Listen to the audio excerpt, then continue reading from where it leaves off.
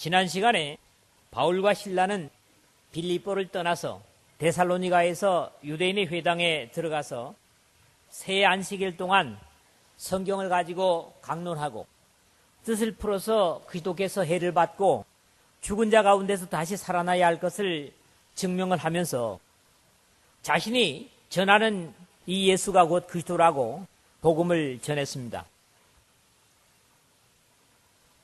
그 결과로 경건한 헬라인의 큰 무리와 적지 않은 귀부임도 권함을 받아서 바울과 실라를 쫓게 되었다 하는 부분을 봤습니다.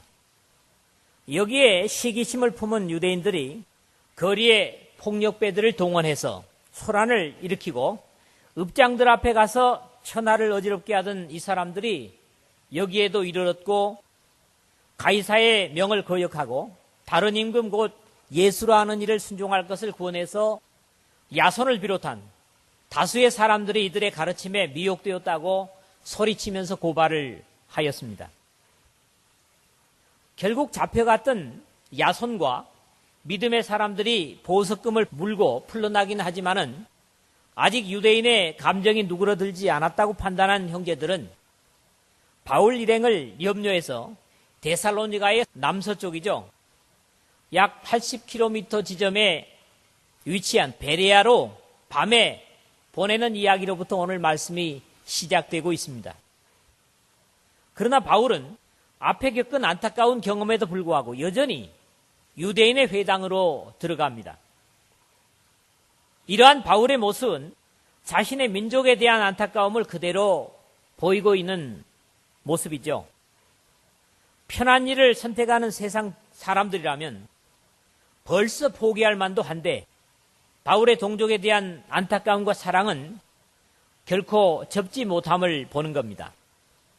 바울의 고백대로 나의 형제 곧 권륙의 친척을 위하여 내 자신이 저주를 받아 그리스도에게서 끊어질지라도 원하는 바로라 하는 로마서 9장 3절의 말씀은 결코 입에 발린 말이 아님을 실제적으로 보여주는 그런 행동이다, 그렇게 여겨집니다.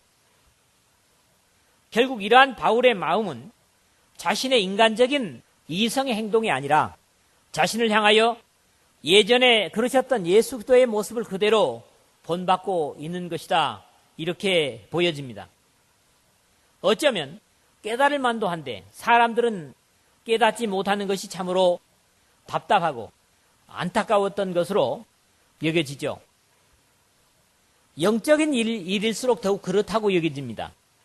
하늘의 가치를 가지고 보면 너무나 분명한 어떤 일들도 육신적이거나 사람의 이성과 감정의 기준으로서는 이해가 되어지지 않는 것이 영적인 분야입니다. 또 안타깝게도 사람들에게는 영적인 이해보다는 분명히 인간적인 이해가 더 호소력을 가지기 때문에 진리의 호소가 사람들에게 더 전달하기가 어려운 것을 보는 것이죠. 신앙의 역사 속에서 언제나 하나님의 방법과 말씀은 소수의 사람들이 이어왔고 대부분 많은 사람들은 언제나 하나님의 반대편에 서서 하나님의 뜻을 대적하였고 거역하는 데 하나가 되었습니다.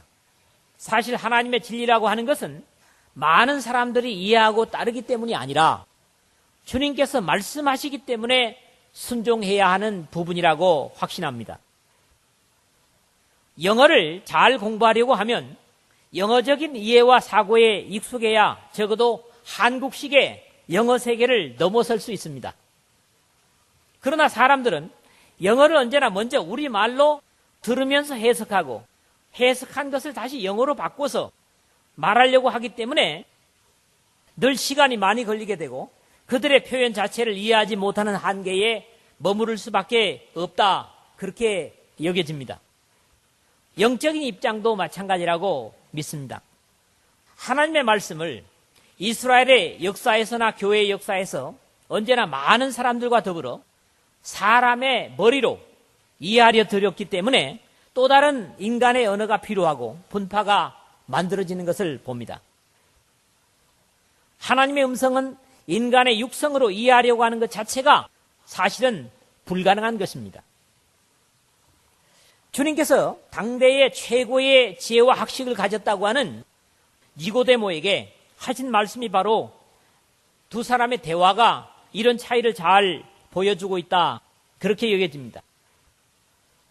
진실로 내게 이르노니 사람이 거듭나지 아니하면 하나님 나라를 볼 수 없느니라.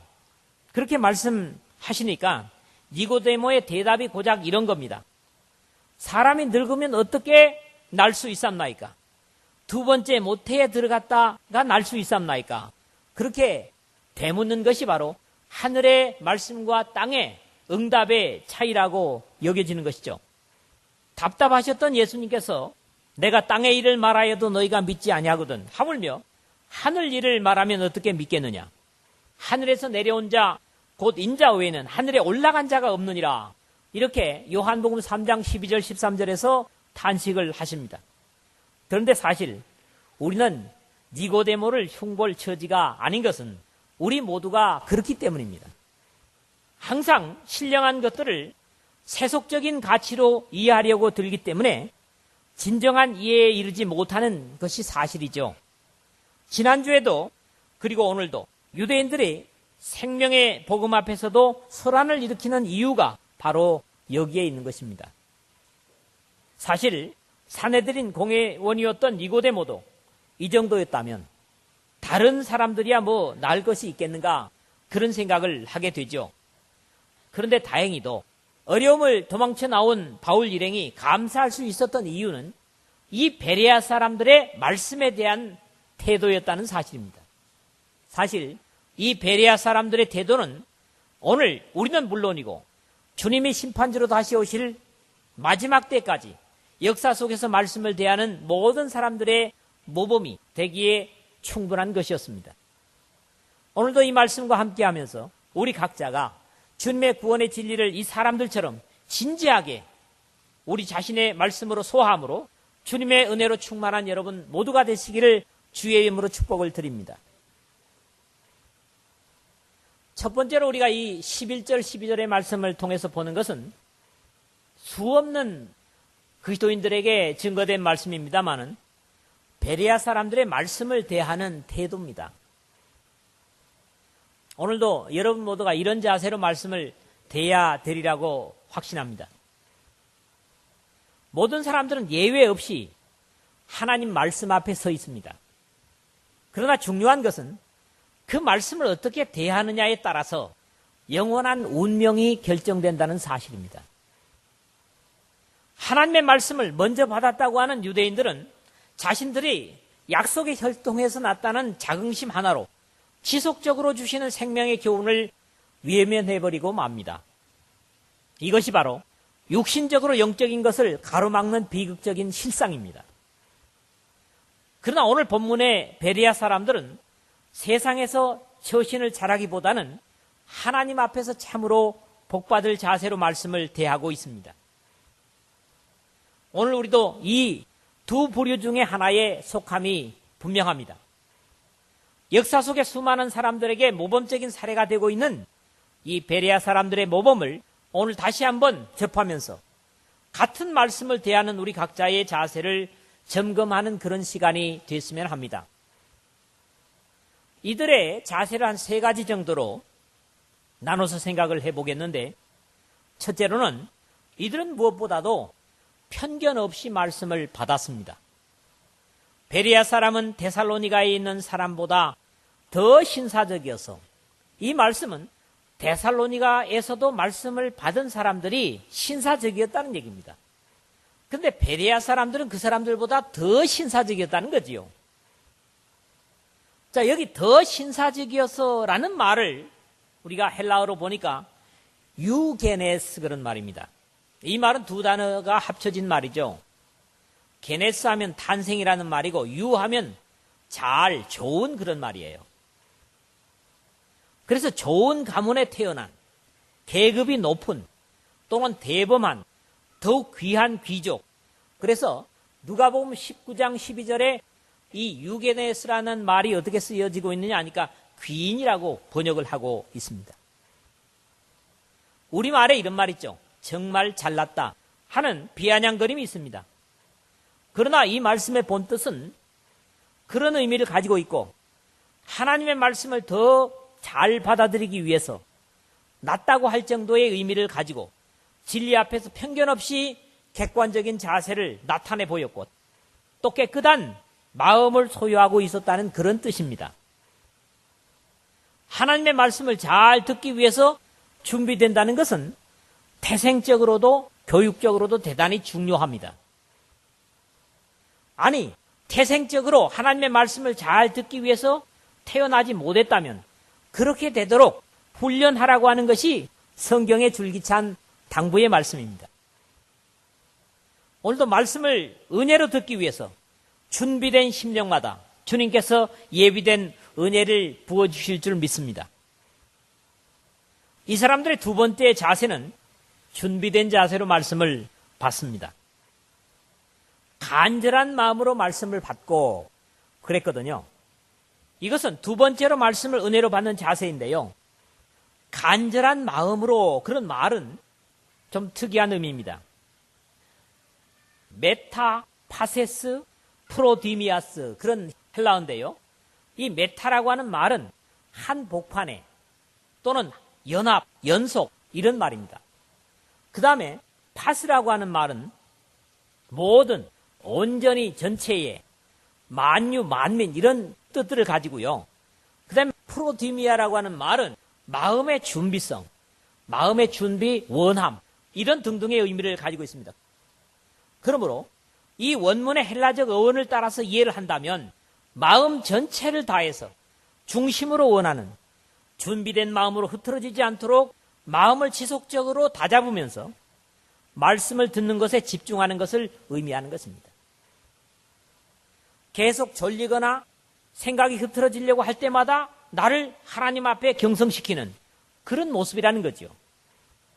이것은 모든 준비된 마음과 그들이 할 수 있는 모든 열심을 다해서 말씀을 받았음을 나타내는 의미를 가집니다. 말씀은 준비된 마음밭에 떨어졌을 때 좋고 많은 열매를 맺게 된다고 주님께서 직접 말씀하신 바 있습니다. 마태복음 13장 23절에 그렇죠. 좋은 땅에 뿌리웠다고 하는 것은 말씀을 듣고 깨닫는 자니 결실하여 혹 100배, 혹 60배, 혹 30배가 되느니라 그러셨거든요. 복음은 분명히 좋은 것이지만 떨어질 토양이 굳어 있으면 생명의 결실을 얻을 수 없기 때문에 주님께서 너희가 자기를 위하여 의를 심고 긍휼을 거두라. 지금 이곳 여호와를 찾을 때니 너희 묵은 땅을 기경하라. 마침내 여호와께서 임하사 의를 비처럼 너희에게 내리시리라. 호세아서 10장 12절에 그렇게 말씀을 하시는데 여기 묵은 땅을 기경하라는 말은 묵은 땅을 갈아엎어라. 굳은 땅으로 두지 말고 부드럽게 갈아엎어라 그런 말이거든요. 이런 하나님 앞에 갈아엎은 부드러운 심령으로 하나님의 말씀을 받은 것이 바로 이 베레아 사람들의 말씀을 받는 자세였다는 거지요. 세 번째로는 이렇게 편견 없이 말씀을 받고 또 준비된 자세로 말씀을 받을 뿐만 아니라 말씀을 받은 말씀을 스스로 확인하는 단계를 거쳤다는 겁니다. 이것이 그러한가 하여 날마다 성경을 상고함으로 그랬거든요. 이게 날마다 성경을 상고함으로라는 말은 날마다 이것은 새벽부터 저녁까지 그런 시간대를 얘기하면서 또 24시간을 얘기합니다. 그리고 성경을 상고한다는 말을 우리는 요즘 쓰지 않습니다만은 이 말은 아나크리노 이런 히라보인데요. 본래적인 의미로 자세히 조사한다는 말이에요. 그리고 사법적으로 죄수를 신문한다는 얘기입니다. 그만큼 철저하게 가려내는 거예요. 또 채를 쳐서 가루를 가려낸다는 그런 의미를 가져요. 그래서 판단하다, 탐색하다 이런 아주 여러 가지 뜻을 가지고 있는 말씀인데 들은 바 말씀을 각자의 말씀으로 새겨 들은 것을 가르칩니다. 오늘도 말씀을 듣는 모두가 이럴 수 있다면 얼마나 좋을까 그런 생각을 하게 됩니다. 한번 듣고 끝내버리는 마치 급하게 먹는 밥처럼 허겁지겁 먹어치우고 다시 일을 하는 바쁜 농번기에 급하게 먹는 식사처럼 하나님의 말씀을 듣고 만다면 그 말씀은 잘 소화되어 생명으로 우리의 삶에 영양소가 되지 못할 것입니다. 그래서 말씀을 듣고 소화하는 것을 소나 양들의 되새김질에다가 비유를 하고 있죠. 그가 나를 푸른 초장에 누이시며 쉴만한 물가로 인도하시는도다. 시편 23편 2절에 하는 고백은 이런 의미를 가진 겁니다. 쉴만한 물가에서 양들이 뭘 합니까? 되새김질하는 거예요. 말씀을 되새김질해야 사망의 음침한 골짜기를 해바름 없이 지날 수 있다는 겁니다. 그래서 우리가 들은 말씀의 되새김질은 대단히 중요한 거죠.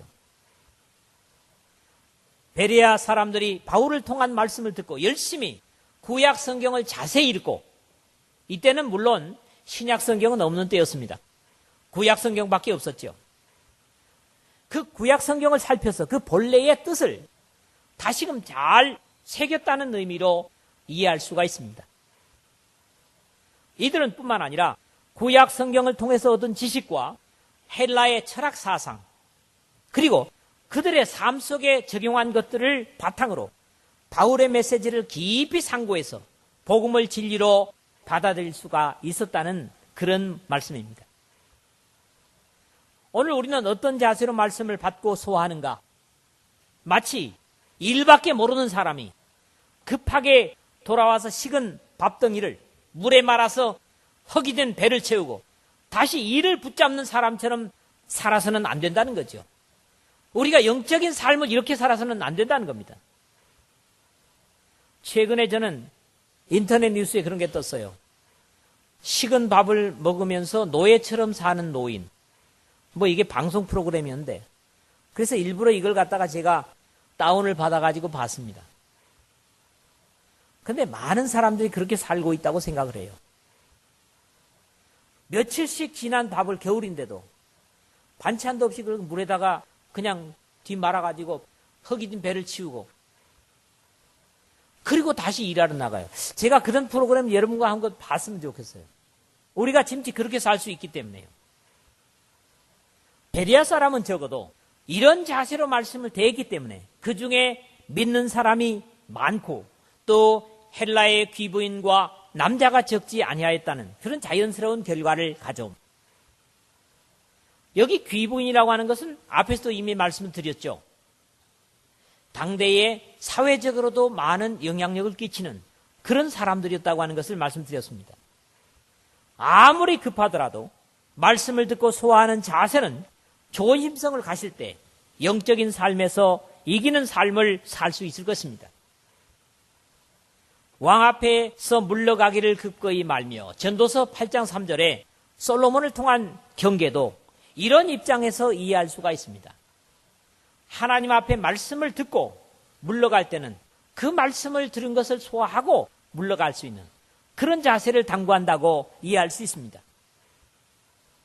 말씀을 듣기 위해서 태어난 사람처럼 갈급함으로 마음의 중심으로 영혼의 갈증을 가지고 듣는데 집중하고 그 들은 바 말씀을 자신의 것으로 소화하기 위해서 다시 말씀과 함께 되새김질을 하는 말씀 앞에 떠는 자들이 되어서 베레아 사람처럼 믿음의 사람들이 많아지는 우리 교회와 이 말씀을 듣는 여러분 모두가 되시기를 주의 이름으로 축복을 드립니다. 두 번째, 우리가 13절에서 보는 것은 사실은 유대인들이 바울과 같은 동족이었잖아요.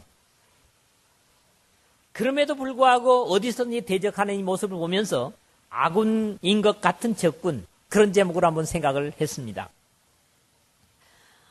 이 13절을 최근의 번역을 통해서 읽으면 이렇습니다. 데살로니가의 유대 사람들은 바울이 베레아에서도 하나님 말씀을 전하는 것을 알고 거기에도 가서 무리를 선동하여 소동을 보였다. 그렇게 기록을 하고 있죠. 바울 일행이 베레아에서 복음을 전한다는 이야기가 데살로니가의 유대인들의 귀에 들어가자 그들은 먼 거리를 마다하지 않고 베레아까지 쫓아와서 자기들의 있던 곳에와 같이 거리의 불량배들을 동원해서 소동을 일으킵니다. 그러나 이 소동에 유대인들은 바울의 전하는 복음을 받아들이지는 않았을지라도 베레아의 유대인들은 데살로니가의 유대인들처럼 바울 일행을 대적하지 않은 것으로 우리가 이 말씀을 보면 짐작할 수가 있습니다. 이러한 현상이 바로 복음이 세상에 미치는 특별한 모습으로 그렇게 이해할 수가 있죠. 복음은 빌립보 간수에게 증거하고 그 증거대로 이루어집니다. 주 예수를 믿으라. 그리하면 너와 내 집이 구원을 얻으리라. 앞에서 그랬죠. 16장 31절에서. 그렇게 바울이 간수에게 말했고, 저와 온 집이 하나님을 믿음으로 크게 기뻐하니라. 34절에 하는 결과를 가져온다면 얼마나 좋겠습니까마는 예수님께서도 사람의 원수가 자기 집안 식구리라. 마태복음 10장 36절에 말씀하신 것은 바로 복음의 반응의 차이를 마음에 두고 하신 말씀일 것입니다. 이런 입장에서 빌립보 간수의 집안처럼 모든 가족이 다 잘 믿는다면 더 바랄 것이 없겠지만 우리의 현실은 모두가 다 그렇지 못한 것이라는 사실을 보게 되고, 이런 입장에서 가족 모두가 복음에 순종하고 믿음 생활한다면 그것만으로도 충분히 감사할 이유가 되겠습니다. 온 가족이 이렇게 하나님의 진리에 순종할 수 있다면 얼마나 좋겠습니까? 그러나 주님께서 세상으로 복음을 들고 가라 하셨지만 오히려 유대인들은 순종해서 그 복음을 들고 나간 하나님의 종들을 핍박하고 방해하기 위해서 자신들의 다른 일을 제쳐두고 80km의 거리를 쫓아가서 알지도 못하는 그곳에 불량배들에게 돈을 주고 싹을 내서 동원하는, 참으로 하나님 보시기에 진노하실 수밖에 없는 짓을 행하고 있는 것입니다. 그래서 바울은 나중에 데살로니가 교회에 편지를 하면서 이렇게 그들을 표현합니다. 유대인은 주 예수와 선자들을 죽이고 우리를 쫓아내고 하나님을 기쁘시게 아니하고 모든 사람에게 대적이 되었다.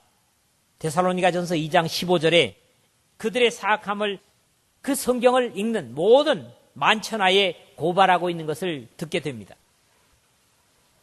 이렇게 세상적으로 분명히 같은 편이지만 영적으로는 나눠지는 복음의 반대편에 서서 대적이 되는 안타까운 모습은 비단 베레아뿐만 아니라 오늘 우리 시대에도, 그리고 주님 오실 때까지 이 역사 속에 계속 있을 수밖에 없는 일들입니다. 오늘 우리 모두는 확실히 예수 그리스도 편에 서서 주님을 위해서 목숨을 바칠 수 있는 하나님의 군사로 뭉칠 수 있기를 주의 이름으로 부탁을 드립니다. 세 번째, 마지막으로 오늘 본문 10절 그리고 14절에서 15절의 말씀을 통해서 약한 자 같으나 강한 자들, 이런 이름 없는 사람들을 한번 살펴보도록 하겠습니다. 밤에 형제들이 곧 바울과 실라를 베레아로 보내니 저희가 이르러 유대인의 회당에 들어가니라. 이 10절이고요. 형제들이 곧 바울을 내어보내어 바다까지 가게 하되 실라와 디모데는 아직 거기 유하더라. 바울을 인도하는 사람들이 데리고 아덴까지 이르러 바울에게서 실라와 디모데를 자기에게로 속히 오게 하라는 명을 받고 떠나니라. 그렇게 돼 있죠. 이런 동족들 사이의 위기 속에 언제나 이름 없는 하나님의 가족이자 형제된 이방인들이 바울의 생명을 위해서 자신들의 목숨이라도 내어놓으려는 충성과 사랑을 보이고 있다고 하는 것입니다. 사실 유대인들은 하나님의 약속으로 아브라함의 후손이라는 엄청난 자부심은 그 누구도 꺾을 수가 없었고, 그런 잘못된 확신이 그러한 약속을 따라오신 메시아를 죽이고 그 십자가로 이루신 복음을 전하는 자들에게 이렇게 험한 대접을 하고 있는 것이므로 잘못된 확신이 이렇게 무서운 것이다, 그렇게 말씀을 드릴 수가 있겠습니다. 데살로니가의 유대인들 사이에서 위기를 당하는 바울 일행을 밤에 형제들이 곧 바울과 실라를 베레아로 보내니, 오늘 10절에 그랬고요.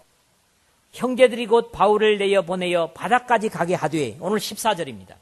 이런 기록을 봐서도 이를 확인하게 됩니다.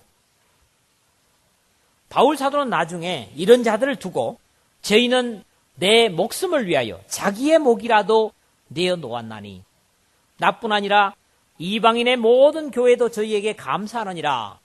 로마서 16장 4절에 이들에 대한 감사를 세계 속의 교회에 알리고 있습니다. 사실 성경에는 분명한 유명한 이름을 가진 사람들도 있지만은 이름 없이 헌신한 형제 자매들은 수를 헤아릴 수 없이 많습니다. 그래서 바울은 이러한 자들을 가리켜 무명한 자 같으나 유명한 자요, 죽는 자 같으나 보라 우리가 살고, 징계를 받는 자 같으나 죽임을 당하지 아니하고, 근심하는 자 같으나 항상 기뻐하고, 가난한 자 같으나 많은 사람을 부유하게 하고, 아무것도 없는 자 같으나 모든 것을 가진 자로다. 그렇게 고린도후서 6장 9절 10절에서 칭찬하고 있는 것을 듣습니다. 성경에 연보를 한 사람들도 사실 이름이 기록된 사람들이 있지만은 이 이름이 기록된 사람들보다는 이름들이 묻혀있는 사람들이 더 많습니다. 바울 일행은 어디에서나 이름 없는 형제들의 도움으로 이 위기를 빠져나오고 당시의 철학의 중심지인 아덴에도 이런 형제들에 의해서 먼저 가서 실라와 디모데를 기다리는 모습을 오늘 말미에서 보게 됩니다. 하나님의 나라는 언제나 이런 이름 없는 사람들의 협력을 통해서 확산되고 또 하나님의 영광을 드러내게 되는 구원의 역사가 이루어지는 일들을 여기서도 우리가 보게 된다는 사실입니다. 말씀을 맺겠습니다. 베레아는 바울 일행뿐만 아니라 오늘 우리 신앙하는 사람들에게 귀중한 이정표가 됐습니다. 신앙의 바탕이 하나님의 말씀을 듣는 데 있다고 하는 데서 그들은 오늘 여전히 말씀을 듣는 우리 모두의 모범이 되는 이유는 당시에 많은 사람들은 헬라 철학의 노예가 되어 있었고 거짓된 신비 종교의 종들이 되어 있는 가운데서도 하나님의 진리와 생명 되시는 말씀 앞에 합당한 겸손과 듣는 귀로 섰다는 사실입니다. 우리가 하나님 앞에 있다고 할 때 무슨 얘기를 들어야 되겠습니까? 하나님의 말씀을 들어야 됩니다. 세상의 어떤 이야기보다도 하나님께서 우리를 사랑하시고 구원하시는 말씀을 들어야 됩니다. 그들은 진리를 방해하기 위해서 수백 리를 쫓아왔던 유대인들과는 다르게 하나님의 말씀을 잘 듣기 위해서 태어난 사람처럼 말씀 앞에 준비되어 있었고 세상의 어떤 보물을 받는 것보다 더 소중히 마음 중심으로 말씀을 들었고 그 말씀을 약속된 성경 속에서 확인하는 되새김질을 목자를 따르는 양들처럼 계속했기 때문에 믿음의 사람들이 확산될 수 있었습니다. 성경의 참된 부흥은 사실 말씀의 부흥입니다. 이들은 구약 성경을 통해서 얻은 지식과 헬라의 철학 사상 그리고 그들의 삶 속에 경험한 것들을 바탕으로 바울의 메시지를 깊이 검토하여 복음을 진리로 받아들일 수가 있었습니다. 그러나 이러한 역사의 연절에는 바울과 함께 그 말씀의 확산을 위하여 바울의 목숨을 자신들의 것보다도 귀중히 여기는 이름 없는 동역자들이 있었기 때문에 가능했다는 사실도 지나칠 수 없는 성경의 메시지입니다. 우리 모두 이 순간부터라도 베레아 사람들의 말씀을 경외하는 태도와 그 생명의 말씀의 확산을 위한 헌신에 최선을 다함으로써 베레아에서 일어났던 이 하나님의 선하신 은혜의 말씀의 역사가 우리 주위에도 우리 교회에도 나타날 수 있기를 주의 이름으로 부탁을 드립니다.